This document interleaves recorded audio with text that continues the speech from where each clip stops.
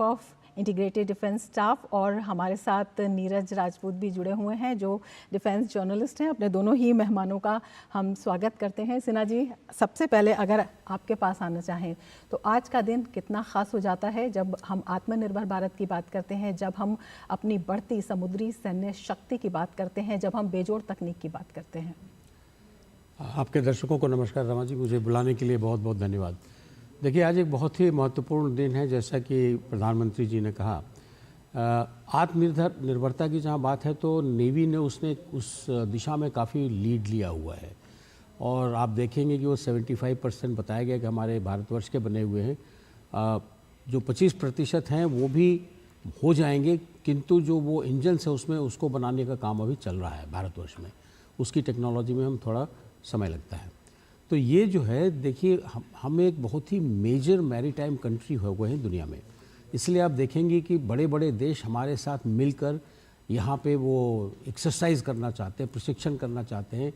और जो भी कोई बात हो, आप अगर स्ट्रेटेजिक सेंस में देखिए, भारत ने क्वाड में पार्टिसिपेट किया है, अमेरिका ने हमें उस क्वाड में रखा हुआ है और इतनी सारी डिफरेंस ऑफ ओपिनियन होने के बावजूद भी हम उनके साथ जुड़े हुए हैं, क्योंकि लोगों ने यह मान लिया है कि जो कठिनाइयाँ भारतवर्ष सॉल्व कर सकता है इंडियन ओशन में, वो और कोई नहीं कर सकता है।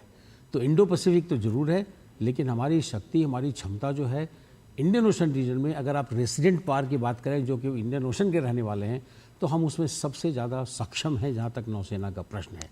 दूसरी चीज़ ये है रमा जी कि देखिए, जबकि लैंड वॉर होता है कभी भी, तो हमारे जो दो नेबर्स हैं जिसके साथ लैंड वॉर होने की चांसेस रहती हैं, संभावना है, तो अगर हमें लगेगा कि वो प्रेशर है हमारे आर्मी के ऊपर, बॉर्डर के ऊपर अगर ज़्यादा है, तो नौसेना उसमें भी काम देती है। बड़ी लंबी दूरी की मिसाइलें हैं इसमें, सबमरीन में भी, जो कि पानी से ज़मीन के सतह पर मार कर सकती हैं और उन टारगेट्स को भी डिस्ट्रॉय कर सकती हैं, जिससे कि हमारी आर्मी का काम आसान हो जाए।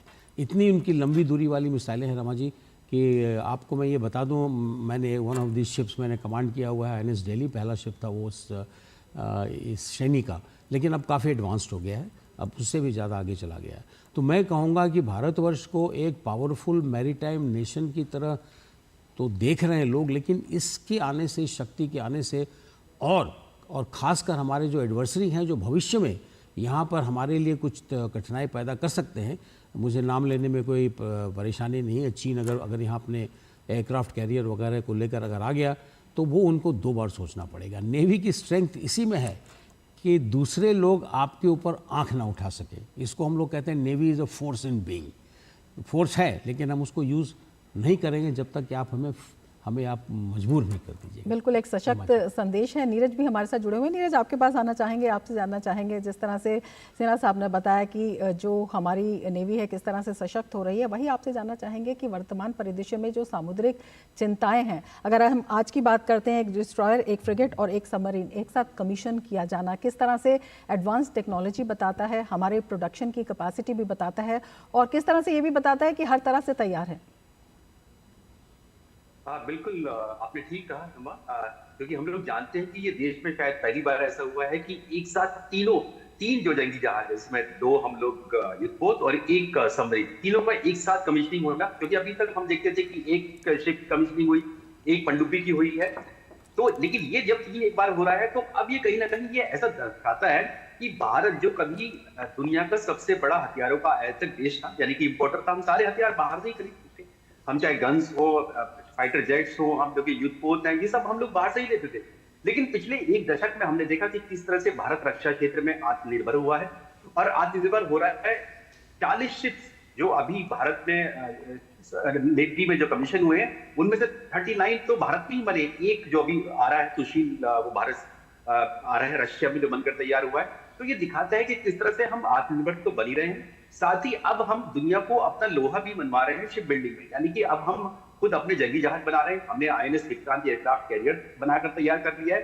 तो अब हम दुनिया के जो हमारे मित्र देश है, उनकी जरूरतों को भी पूरा कर सकते हैं। जैसे हमने फिलीपींस को ब्रह्मोस मिसाइल दी है, तो इस तरह से हम अपने युद्धपोत भी बनाकर दे सकते हैं अपने मित्र देशों को।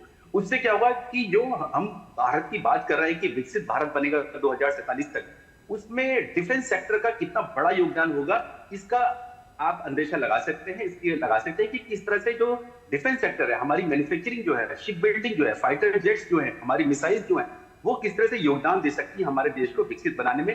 तो ये मान सकते हैं कि ये दोनों काम कर रहा है। ये एक तो हमारी नौसेना को सशक्त बना रहा है, देश को सशक्त बना रहा है, रक्षा क्षेत्र में मजबूत बना रहा है, और बिल्कुल जैसे कि एडमिरल सिन्हा ने कहा कि हमारे जो पड़ोसी देश हैं, जो एडवर्सरीज हैं, वो इंडियन ओशन में आने की कोशिश कर रहे हैं, इन्फ्लुएंस अपना दबदबा बनाना चाहते हैं, उसको कहीं ना कहीं डिटर करेगा, यानी कि रोकेगा उनको।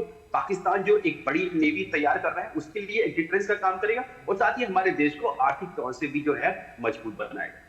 बिल्कुल। एडमिरल सिन्हा, आपके पास आना चाहेंगे और आपसे जानना चाहेंगे, आपने बहुत सारे जो ऑपरेशन से आप बता रहे थे कि आपने देखा भी है और उन्हें लीड भी किया है। अगर हम आर्थिक प्रगति की भी बात करें या एनर्जी सिक्योरिटी की बात भी करते हैं, तो इसमें कितना ज़रूरी हो जाता है कि टेरिटोरियल वाटर्स हैं वो हमारे प्रोटेक्टेड हों? रमा जी, आप बिल्कुल ठीक कह रही हैं। अगर आप विश्व का नक्शा देखें तो आपको बिल्कुल पता लगेगा कि दुनिया की करीब 80% जो हाइड्रोकार्बन है वो इसी क्षेत्र से गुजरती है जी। ज़्यादातर हमारे गल्फ़ के एरिया में, पर्शियन गल्फ़ में, या फिर अफ्रीका में, या फिर साउथ अमेरिका में। तो यहाँ से जो निकलता है ईंधन, वो इंडियन ओशन के रास्ते ही बाहर जाता है, ईस्ट की तरफ या वेस्ट की तरफ।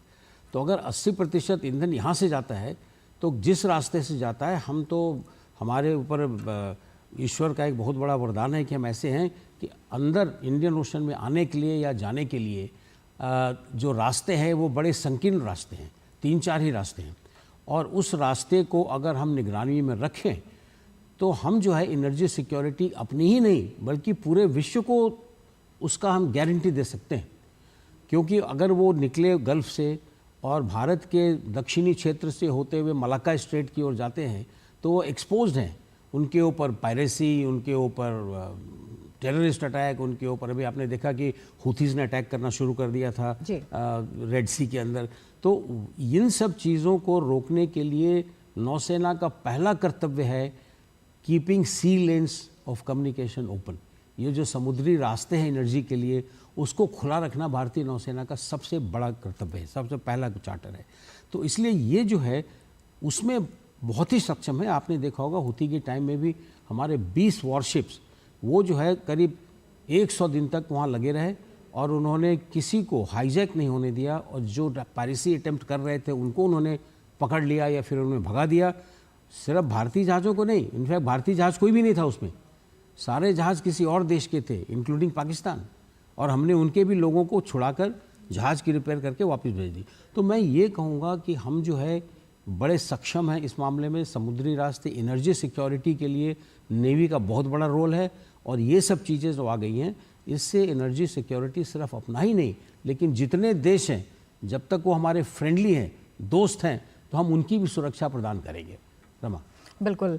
और नीरज, आपके पास आना चाहेंगे, आपसे जानना चाहेंगे, जिस तरह से सी लाइन कम्युनिकेशंस की बात कही है, उन्हें ओपन रखना ज़रूरी है। अगर हमारे देश की बात करते हैं तो ओपन, सिक्योर, इंक्लूसिव और समृद्ध, अगर हम इंडो पैसिफिक रीजन की बात करते हैं, उसे समर्थन करता है हमारा देश। उस दिशा में कदम भी उठाए गए हैं, उस दिशा में बातचीत भी हुई है।